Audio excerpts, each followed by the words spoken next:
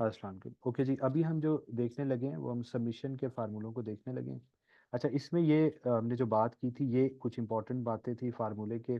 अगर आपके पास यहाँ पे वो टर्म है जो कि इस सबमिशन के ऊपर जो के डिपेंडेंट है, बट उसके साथ कोई कांस्टेंट आ रहा है, तो आप कांस्टेंट को हर दफ़ा मल्टीप्लाई करेंगे फिर सम में डालेंगे, तो उसकी बजाय आप कांस्टेंट को उठा के सम से बाहर ले जाएं। जो आप सम निकालेंगे उसके बाद उससे मल्टीप्लाई कर लें। ठीक है, तो कांस्टेंट को मैं यहाँ बाहर ले गया। इसी तरह अगर सबमिशन में यहाँ पे जो टर्म है वो आपस में ऐड या सब्ट्रैक्ट हो रही हैं, तो आप एक दफ़ा सम इस पे लगा दें, एक दफ़ा सम इस पे लगा दें, तो ये हमारे पास यूं चीज़ आ जाएगी। ठीक हो गया। इसी तरीके से अगर यहाँ पे सिर्फ कांस्टेंट हो, जो के वाली डिपेंडेंट कोई वैल्यू नहीं है, कांस्टेंट है, तो आपका इसका मतलब ये है कि जितनी एन की वैल्यू, या फॉर एग्जांपल 5 लिखा हुआ है और यहाँ पे फॉर एग्जांपल 3 लिखा हुआ है, तो आपने 5 दफ़ा 3 को ऐड करना है। तो 5 दफ़ा 3 को ऐड करने से बेहतर है कि आप 5 को 3 से मल्टीप्लाई कर दें, तो आपके पास ये आंसर आ जाता है। ठीक है, समझ आती है बात? तो ये हमारे कुछ फार्मूले हैं, ये आपने याद रखने हैं। बाकी अभी हम एग्जाम्पल देखेंगे। इसी तरीके से हमें ये भी कुछ फार्मूले पता हैं क्या, कि अगर यहाँ पे जो वैल्यू है, जो ये के वाली वैल्यू है, वही यहाँ पे लिखी हुई है, तो यानी 1 + 2 + 3 + 4 अप टू एन बन जाएगा। उसका फार्मूला हमें पता है, N is equal N multiply by n+1 divided by 2 आ जाता है। अगर यहाँ पे ये जो के वाली टर्म है वो के स्क्वायर की फॉर्म में लिखी हुई है, यानी तो इसका सम क्या, सीरीज क्या बनेगी, 1 का स्क्वायर + 2 का स्क्वायर अप टू एन का स्क्वायर, तो ये बन जाएगी n × n+1 × 2n+1 divided by 6। सो ये उसका हमें फार्मूला पता चल गया। इसी तरह के क्यूब वाला होगा, तो उसके लिए n² इंटू यही वाला जो फार्मूला था के वाला, उसी का अगर आप स्क्वायर ले लें तो ये के क्यूब के लिए आ जाता है। तो अगर आपको के वाला फार्मूला आता है तो के क्यूब वाला फार्मूला याद रखना बड़ा आसान है। और इसमें भी मुमासलत है, इसके अंदर n × n+1 वही है, 2n+1 डिवाइडेड बाई 6 आ जाता है। ठीक है, इसकी प्रूफ जो है वो मैथमेटिकल इंडक्शन के साथ होती है, वो हम उसको अलग से देख सकते हैं।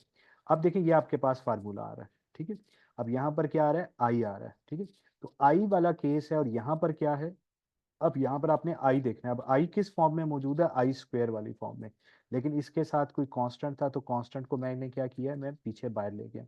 अब ये आई स्क्वायर वाला फार्मूला है, तो आई स्क्वायर वाले फार्मूले में अगर हम देखें तो ये हमारे पास ये वाला फार्मूला बनता है, तो हम इस फार्मूले को अप्लाई करेंगे और हमारा काम चल जाएगा। ठीक है जी, ये बात समझ आ रही है सबको? सो आई स्क्वायर का फार्मूला क्या है, n × n+1 × 2n+1। अब यहाँ पे n क्या है, हमारे पास 12 था, तो 12 × 13 इंटू 2 × 12 यानी 24 + 1 25। तो 12 × 13 × 25 डिवाइडेड बाय 6, ये हमने फाइंड आउट किया। इसका जो भी आंसर आएगा उसको हमने 2 से, क्योंकि ये जो 2 था ये हमने यहाँ से उठा के यहाँ पीछे ले गए थे, तो इसका हमने सम, इसका जो सम है वो ये आ गया था, उसको हमने 2 से मल्टीप्लाई किया और हमारे पास ये आंसर आ गया। ठीक हो गया। इसी तरह ये अगर मैं कोडिंग के थ्रू करता तो मैं यहाँ पे क्या करता, आई की वैल्यू 1 से लेकर 12 तक चला देता, और sum is equal to sum plus 2 into i into आई।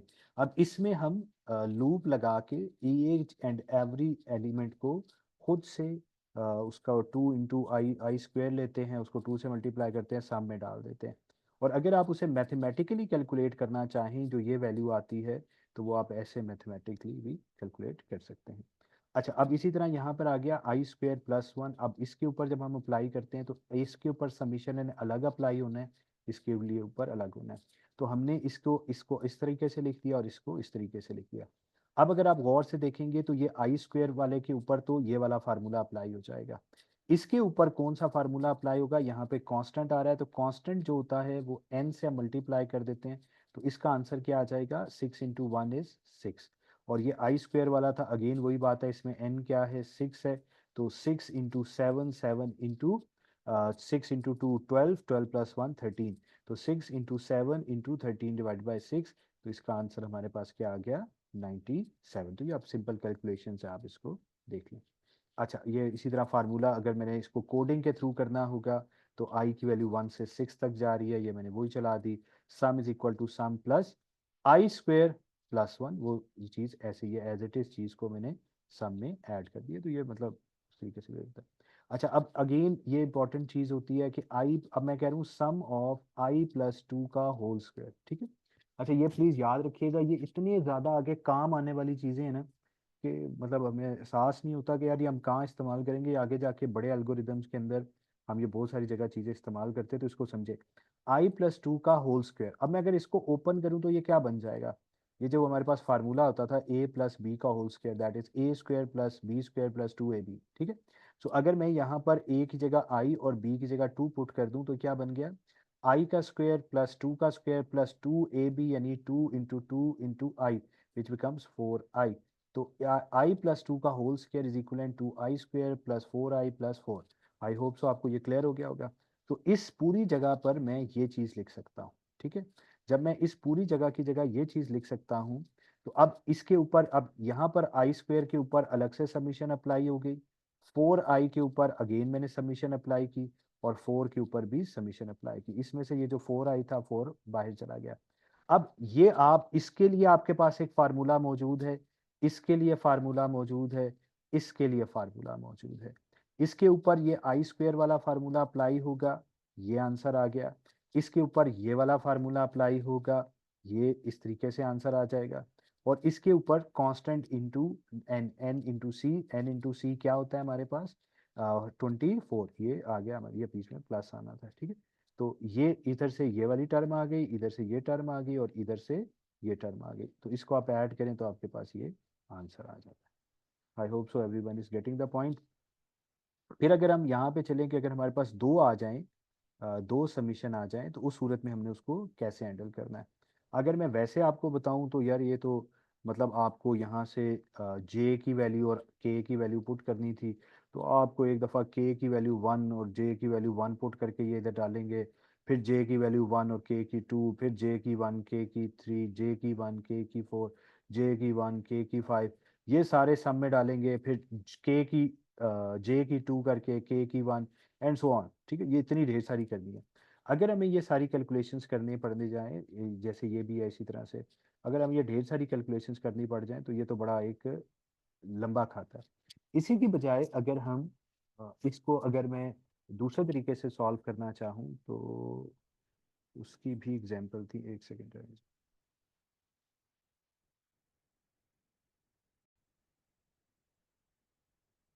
अच्छा जी, हम बात कर रहे थे इसकी, तो ये देखें, अब यहाँ पर जो मेरे पास है, ये मैंने कुछ और एग्जांपल्स बनाई थी कि अब देखिए हमारे पास अगर ये दो टर्म्स आ जाएं, ठीक है। अगर हमारे पास यहाँ पे आई की भी आ रही है, जे की भी आ रही है, 3i - 2j, इस तरीके से फार्मूला अप्लाई करना है, दो चीज़ों पे अप्लाई करना है, तो उसमें हम कैसे अप्लाई करेंगे। अच्छा, अब ये जो हमने इसी तरीके से एक और चीज़ देखी थी, जो अरिथमेटिक सीरीज होती है उसका जो सम का फार्मूला होता था, वो कैसे निकलता है, वो भी मैं आपको, हम ये इसी सबमिशन से प्रूव कर सकते हैं। थोड़ी देर में हम वापस आते हैं और इसको देखेंगे, वो जो फार्मूला आपको बताया जाता है वो कैसे होता है। अब जरा देखते हैं। अब देखें, आपके पास एक फार्मूला आता है 2i+3 का स्क्वायर, 2i+3 का स्क्वायर, आई का फार्मूला। तो इसको आप कैसे सॉल्व कर सकते हैं। आपके पास याद रखें, फार्मूला या आई का है, स्क्वायर का है, या क्यूब का है, या कांस्टेंट का है। अब 2i+3 के होल स्क्वायर का आपके पास फार्मूला नहीं है, तो आपने इसके ऊपर a+b होल स्क्वायर का फार्मूला अप्लाई किया, 4i² + 9 + 12i। तो अब इसके ऊपर आप जब अप्लाई करोगे तो 4i² है ना, तो 4 बाहर आ गया, i² वाला ये फार्मूला अप्लाई हो जाएगा, 9 वाला 9n आ जाएगा, 12i की जगह 12 बाहर आ गया, और i वाले के ऊपर n × n+1/2 वाला फार्मूला लगा। अब इसके ऊपर आप सिंपल ये कैलकुलेशंस करेंगे और आपके पास आंसर आ जाएगा, ठीक है। अब इसी तरीके से अब आपके पास ये फार्मूला है। अब इसको हम जरा देखते हैं कि अगर आपके पास दो सबमिशंस हो जाएं तो उसको हमने कैसे डील करना है। आप देखें, आई की वैल्यू 1 से 5 जा रही है, जे की वैल्यू 1 से 3 जा रही है, ठीक है। और यहाँ पे जो फार्मूला है वो i × j है। तो थोड़ी देर के लिए मैं j को भूल जाऊंगा और इसके ऊपर अभी आई वाला अप्लाई करूँ, तो ये क्या बन गया, i × j, whereas I goes from 1 to 5। अब यहाँ i × j है। अच्छा, सबमिशन किसकी है, आई की है। क्योंकि सबमिशन आई की है, तो इसमें कौन सी चीज है जो कांस्टेंट है, वो कांस्टेंट क्या है, याद रखें, anything anything which is other than, इस केस में आई के अलावा जो कुछ है वो क्या है, कांस्टेंट। तो यहाँ से मैं जे को क्या उठाया, हमने जे को उठा के बाहर ले गए, तो हम जे को जब बाहर ले गए तो यहाँ पे जे आ गया। अब ये हमारे पास इस फॉर्म में आ गया। तो ये अब हमारे पास क्या आ गया, 1 से 5 तक आई।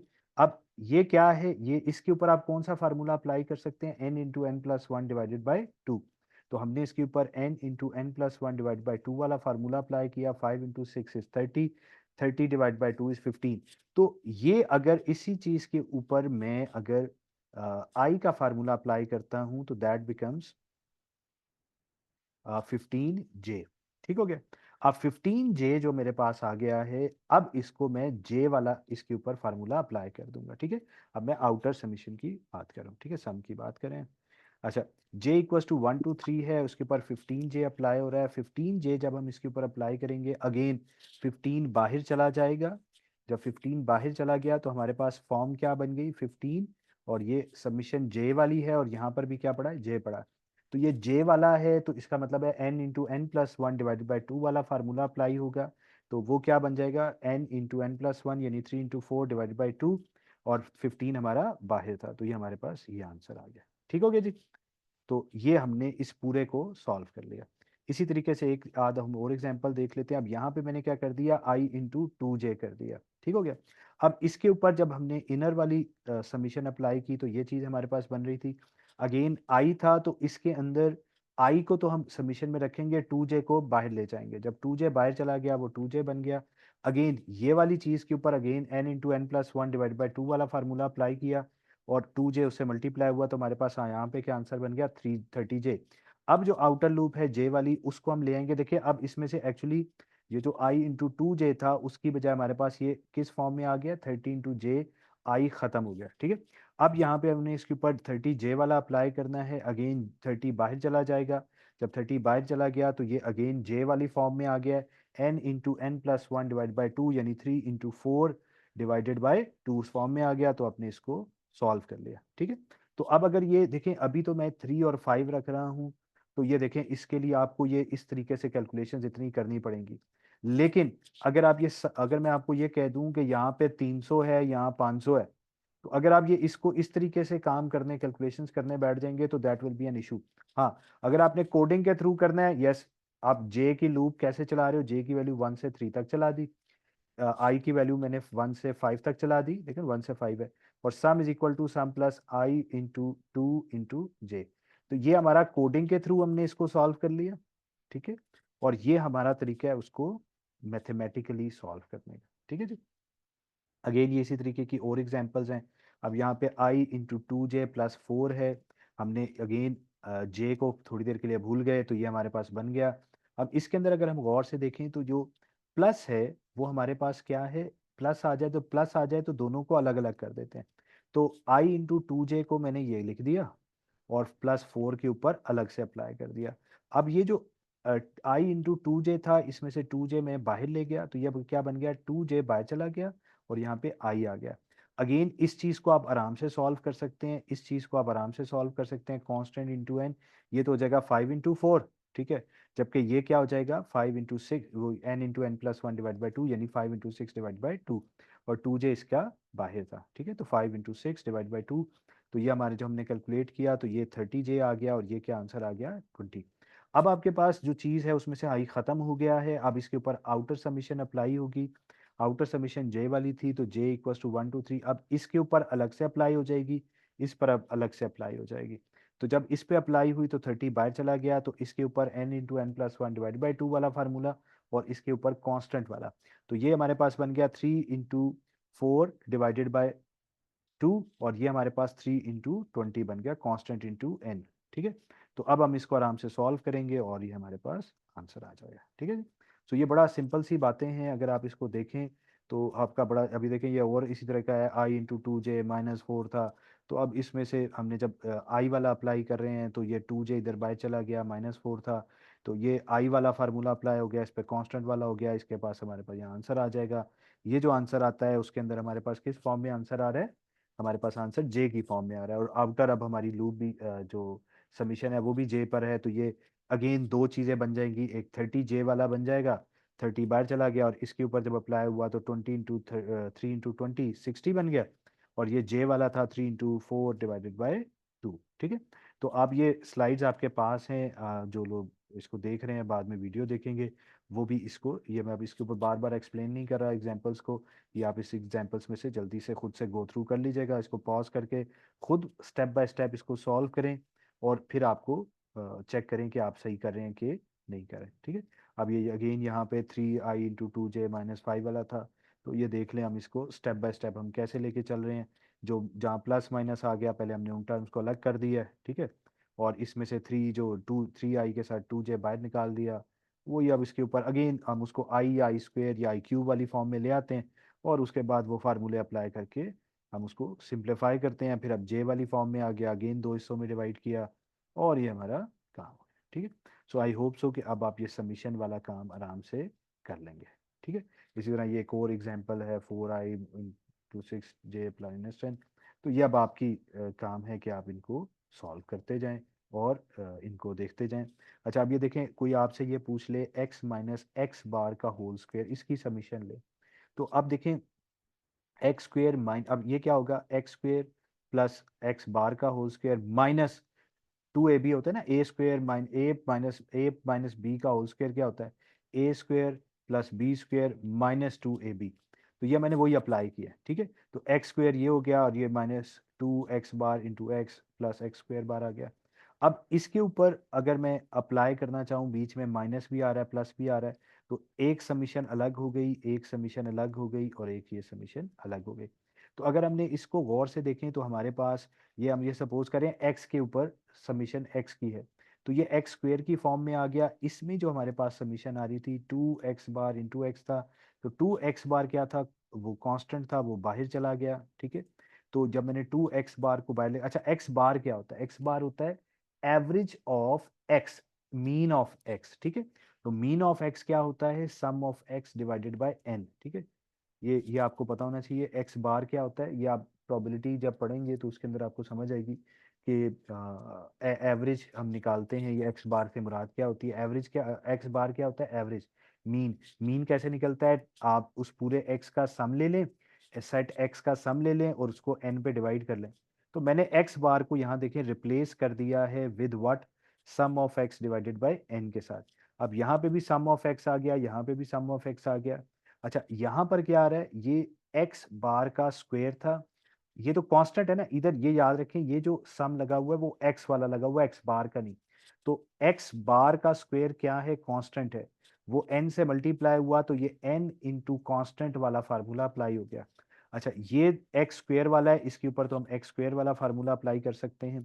जबकि ये वाला जो है, इसको हम अगर गौर से देखें तो इसके अंदर हमारे पास क्या आ रहा है, ये x बार को मैंने मीन को sum of x divided by n की फॉर्म में लिख दिया, ठीक है, जो रेड में किया हुआ है। सो सम ऑफ x भी आ गया, सम ऑफ x भी आ गया, तो ये एक्चुअली आपस में दोनों क्या हो जाएंगे, मल्टीप्लाई हो जाएंगे, ठीक हो गया। अच्छा, इसी तरह ये जो x बार था, इसको भी मैंने sum of x divided by n की फॉर्म में लिख दिया। अच्छा, अब अगर आप इसको गौर से देखें तो ये जब स्क्वायर आप ओपन करेंगे तो ये स्क्वायर ऊपर वाले के पास तो स्क्वायर आ गया, ये नीचे वाला n² हो गया। जब n² हुआ तो ये वाला n इस n² में से एक n के साथ कट गया, तो पीछे क्या बचा, n। तो हमारे पास टू, एक टू इस, अच्छा इस साइड हम आए तो 2 sum of x divided by n आ रहा है। तो अब अगर हम इसको देखें तो ये आपस में मल्टीप्लाई हो जाएंगे, तो सम ऑफ x का स्क्वायर डिवाइडेड बाय n, यहाँ पे 2 है, यहाँ पे प्लस, इसको अगर हम देखें सम ऑफ x का whole square divided by n की फॉर्म में आ गया। अब आपके पास ये सारा का सारा इस फॉर्म में आ गया, जिसमें से x बार ही मैंने खत्म कर दिया, क्या कर दिया, x बार ही खत्म कर दिया, क्योंकि x बार को मैंने sum of x divided by n की फॉर्म में लिख के रिप्लेस करके यूं लेता आ रहा हूँ। अब अगर आप इसको देखें तो ये इसमें से जब आप इसको सब्ट्रैक्ट करेंगे, -2 of this thing and this thing are same, तो -2 में प्लस ऐड होता है तो ये माइनस बच जाता है। तो ये हमारे पास एक फार्मूला आ गया है इस फॉर्म में, ठीक है। फिर अगेन आप इसका अगर n के साथ इसका एलसीएम ले लें तो ये हमारे पास फार्मूला बन जाता है n into sum of x² minus x bar का होल स्क्वायर। तो this is the formula. Actually अगर आपको कोई कह दे कि आपके पास एक x है और एक x बार है, इसका आपको कोई कह देता है कि इसका स्क्वायर का सम लेके दे दे, x क्या होगा, एक सेट होगा। जब आप एआई का कोर्स पढ़ेंगे, आप प्रोबेबिलिटी का कोर्स पढ़ेंगे, वहां पर आपको समझ आएगी। हमने अगर ये बहुत सारे मतलब इस तरह के काम करने होते हैं, आप एआई में जाके पढ़ेंगे, ये जो फॉर एग्जांपल रिकमेंडेशन सिस्टम होता है कि ये यूट्यूब आपको जो वीडियोस कैसे दिखा रहा होता है, आपको नेटफ्लिक्स वीडियोस कैसे दिखा रहा है, कोई वेबसाइट है तो वो आपको फॉर एग्जांपल ये होती हैं जो दराज है तो वो आपको चीज़ें कैसे रिकमेंड कर रहा होता है। तो उसके पीछे जो रिकमेंडेशन सिस्टम लगा होता है उसके पीछे कुछ फार्मूले अप्लाई होते हैं, जो फार्मूले अप्लाई होते हैं उसके अंदर इस तरह की कैलकुलेशंस होती हैं, ठीक है। तो अगर आपको ये सबमिशन वाली बातों की समझ आना शुरू हो जाए तो यकीन करें वो कैलकुलेशंस आपको हलवा लगेंगी।